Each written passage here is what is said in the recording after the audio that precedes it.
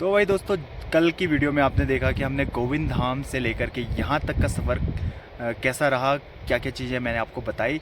और अभी हम जाने वाले हैं थोड़ी देर में रिवर बेट, जो कि यहाँ से 3 किलोमीटर आगे है। तो भाई वहाँ का भी आपको व्यू दिखाएंगे, पूरा ये नेचर दिखाएंगे। तो भाई बने रहे इस ब्लॉग में। तो भाई खुल चुका है मौसम और देखिए भाई दूर दूर तक के नज़ारे, और पूरा यहाँ से ऊपर से नीचे तक पूरा ग्रीनरी सा दिखाई दे रहा है, लैंडस्केप। और यहाँ पे बैठ करके भाई पिकनिक स्पॉट इस जगह का नाम है, और यहाँ पे बैठ करके आप मेडिटेशन वगैरह कर सकते हैं। बिल्कुल शांत जगह है। तो अभी हमें जाना है 3 किलोमीटर आगे, और तो वहाँ सामने रहा रिवर बेट, क्योंकि भाई नदी तो अभी बहुत नीचे है, और जब हम धीरे धीरे आगे बढ़ेंगे तो नदी हमारे बिल्कुल पास में आ जाएगी। और भाई आप रिवर बेट तभी जाएं जब वहाँ पे बहुत सारे लोग जा रहे होंगे या फिर आपके साथ गाइड होगा।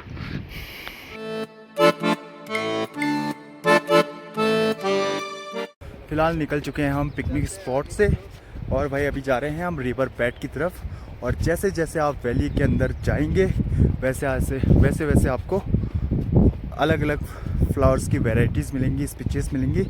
और भाई अभी तो हम निकल रहे हैं रिवर बेट की तरफ। भाई दोस्तों, वैली ऑफ फ्लावर के अंदर ये छोटा सा ट्रैक बना हुआ है, तो भाई आपको रास्ते से इधर उधर नहीं जाना है जिससे प्लांट्स एंड फ्लावर्स को नुकसान पहुँचे। मैं यहाँ पे एज अ नेचर गाइड का भी काम करता हूँ। यहाँ पे आपको फ्लावर्स प्लांट्स की जानकारी देता हूँ, उनके साइंटिफिक नेम, लोकल नेम और मेडिसिनल यूजेस बताता हूँ।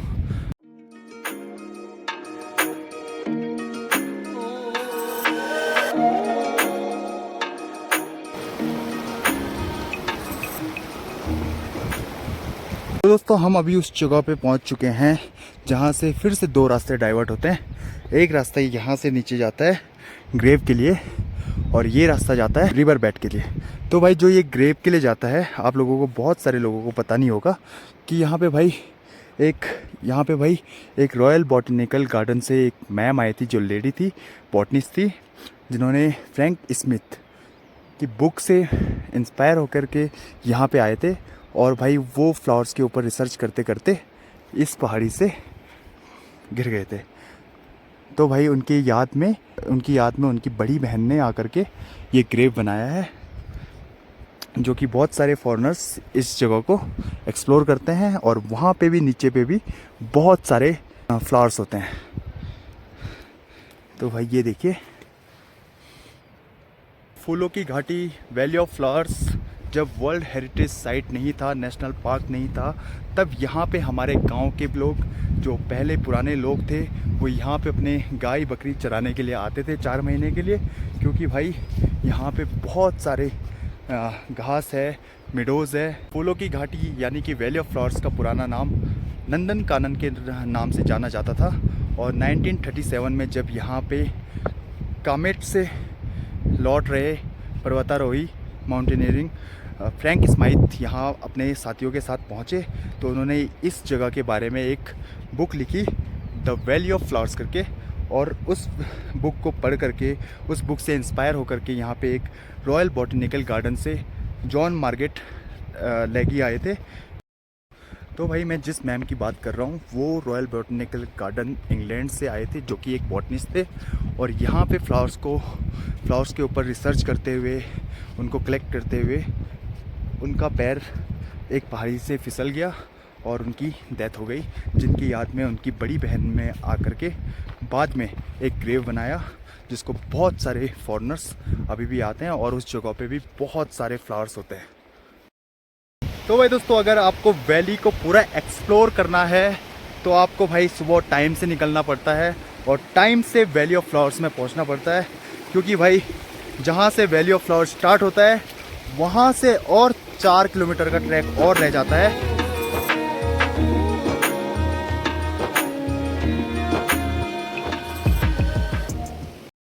तो दोस्तों, हम पहुंचने वाले हैं अपनी डेस्टिनेशन तक, जो कि है रिवर बेट। और देखिए भाई, कुछ ऐसा जंगल के बीच से रास्ता है, ट्रैक है, जो कि देखिए भाई कितना सुंदर सा दिखाई देता है। दोस्तों, बहुत सारे लोगों का एक क्वेश्चन होता है कि वैली ऑफ फ्लावर्स कब से कब तक खुला होता है, ओपन होता है। तो भाई ये 1 जून को खुल जाता है वैली ऑफ फ्लावर्स, और अक्टूबर एंडिंग तक खुला रहता है।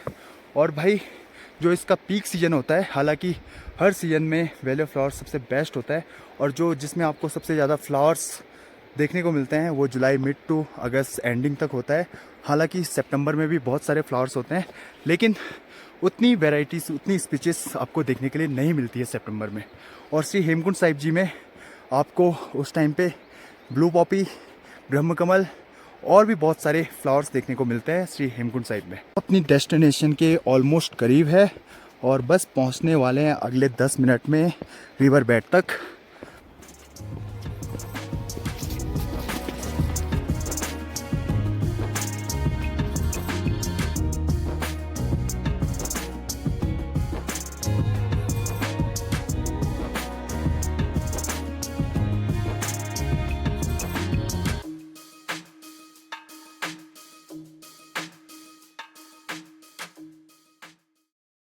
तो भाई दोस्तों फाइनली पहुंच चुके हैं हम रिवर बेड, और ये देखिए भाई कितना शानदार सा ब्यूटीफुल सा व्यू दिखाई दे रहा है। और सामने जो माउंटेन दिख रहा है जिस पे अभी हालांकि हल्के हल्के बादल है, उसका नाम है रतावन। और इस पहाड़ी के पीछे है श्री हेमकुंड साहिब। ये यहाँ से लग जाता है सप्तशृंग रेंज। तो देखिए भाई कितनी खूबसूरत सी जगह है।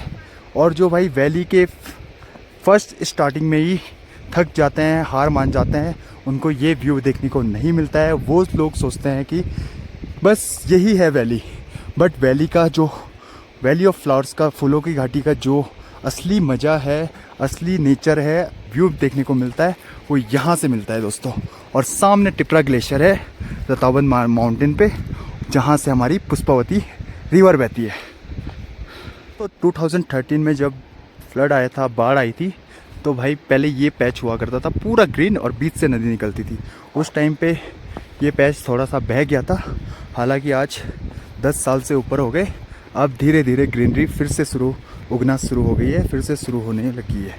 तो देखिए भाई फिर से वही नेचर की खूबसूरती वापस लौट रही है, और अभी भी इस जगह को लोग देखने के लिए तरसते हैं।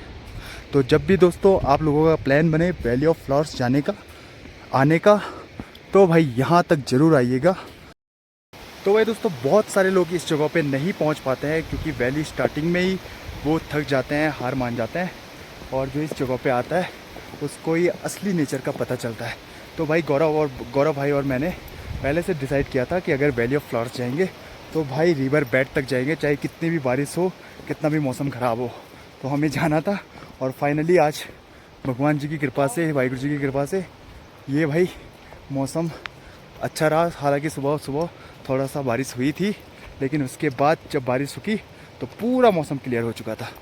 तो दोस्तों आप इस जगह तक ही एक्सप्लोर कर सकते हो वैली ऑफ फ्लावर्स को, फूलों की घाटी को, और यहाँ से आगे आपको जाना अलाउड नहीं होता है।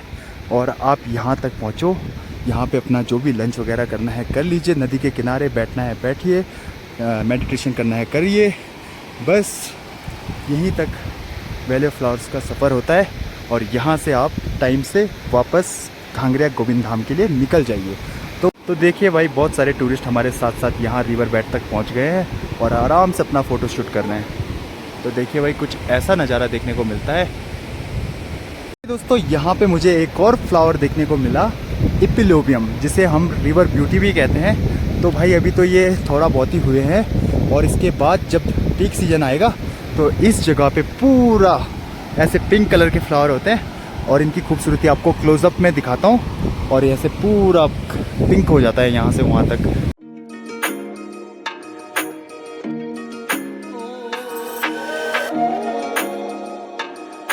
और दोस्तों सामने बह रही है हमारी पुष्पावती रिवर कलकल करती हुई, जो कि सामने से रतावन माउंटेन पे एक ग्लेशियर है जिसका नाम है टिपरा ग्लेशियर। तो भाई वहाँ से बहती है ये हमारी पुष्पावती, जो कि लक्ष्मण गंगा में, गोविंद धाम में लक्ष्मण गंगा में मिलती है, और देन उसके बाद अलकनंदा में मिल जाती है।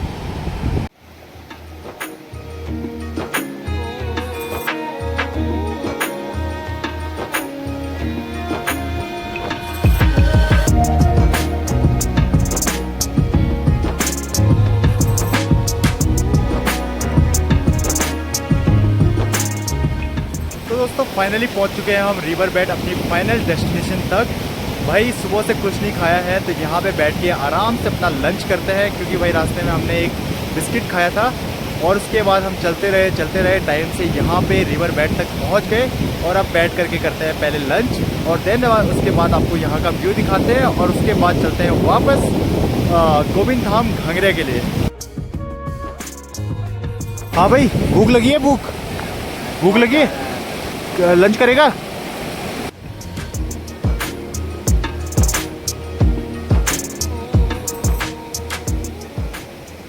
तो भाई पुष्पावती रिवर के पास में सारे टूरिस्ट बैठे हुए हैं और यहाँ पे प्रकृति का, नेचर का आनंद ले रहे हैं। और भाई इसी जगह को ऐसी देवभूमि उत्तराखंड नहीं बोलते हैं, क्योंकि भाई यहाँ पे ये खूबसूरती देखने को मिलती है। और भाई इसीलिए इस जगह को नंदन कानन यानी कि इंद्रदेव का बगीचा भी कहते हैं। तो दोस्तों ब्लॉगिंग बहुत हो चुकी है, अब करते हैं लंच और उसके बाद आप लोगों को यहाँ का प्यारा प्यारा सा व्यू दिखाते हैं, और उसके बाद हम भी चले जाएंगे गोविंद धाम के लिए।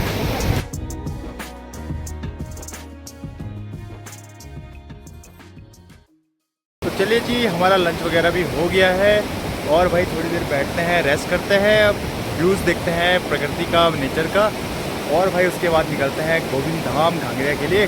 और भाई मुझे कल जाना होगा श्री हेमकुंड साहिब जी फिर से, और 8-9 तारीख को वापस फिर गोविंद धाम आना है मुझे। तो फिलहाल इस ब्लॉग को मैं यही बैंड करता हूँ, और मिलते हैं नेक्स्ट ब्लॉग में। तब तक के लिए वाहिगुरू जी का खालसा, वाहिगुरू जी की फतेह, हर हर महादेव, जय श्री राम।